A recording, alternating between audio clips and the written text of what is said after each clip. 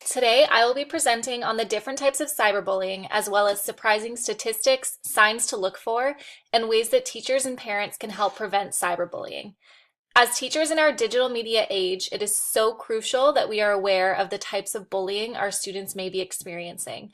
With the rise in social media and technology use, students are more at risk to being victims of cyberbullying. Hindula and Pachin define cyberbullying as willful and repeated harm inflicted through the use of computers, cell phones, and other electronic devices.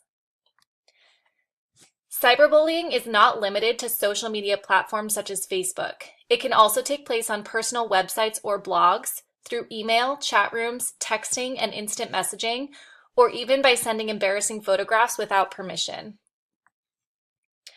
There are many types of cyberbullying.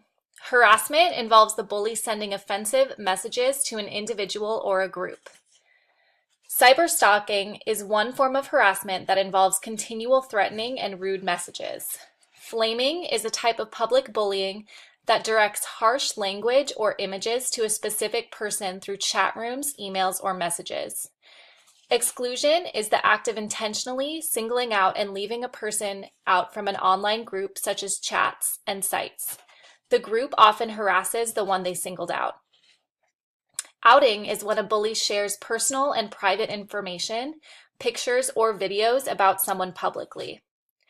Masquerading is a situation where a bully creates a fake identity or impersonates someone else to harass someone anonymously. Girls tend to be victims of cyberbullying more often than boys. 83% of girls and 79% of boys report being bullied either in school or online. When being bullied, 65.8% of teens responded to the bully, 15.4% avoided school, and 4.5% have led to a physical fight. Only 25% of teens told their parents about being targets of cyberbullying, and only 10% of parents are aware that their teen is a target of cyberbullying. 2/3 of teens have witnessed cruel behavior online. More shocking statistics found at scoopify.org state that 1 in 10 teens have had embarrassing photos taken of them without permission. 95% of teens have witnessed cruel behavior on social networking sites, and 81% of teens agree that cyberbullying is easier to pull off than bullying in person. As the famous quote goes, hurt people hurt people. This proves true with cyberbullying. While 40% of victims turn into cyberbullies, 58% said their reason for bullying was to get back at their perpetrator. As teachers, it is crucial that we are looking for signs to detect cyberbullying. Unlike traditional bullying, cyberbullying is much harder to detect and address. Perpetrators are often anonymous, and much of the activity occurs outside of school. Emotional signs to look for include the victim isolating themselves from groups, having emotional outbursts and mood swings, struggling to manage stress, lashing out aggressively, or displaying symptoms of depression. Academic signs to look for include students missing school more frequently, not turning in homework or submitting incomplete assignments, cutting class, becoming less involved and excited about school, and performing poorly on assignments, tests, and group projects. Social signs of cyberbullying include withdrawing from social and extracurricular activities, sleeping or eating less, they may fall asleep in class or not eat lunch.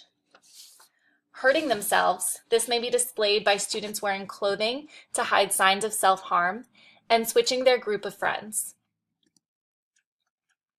There are many ways to inform students of the harmful impacts of cyberbullying, as well as what they can do if they witness or are a victim of cyberbullying.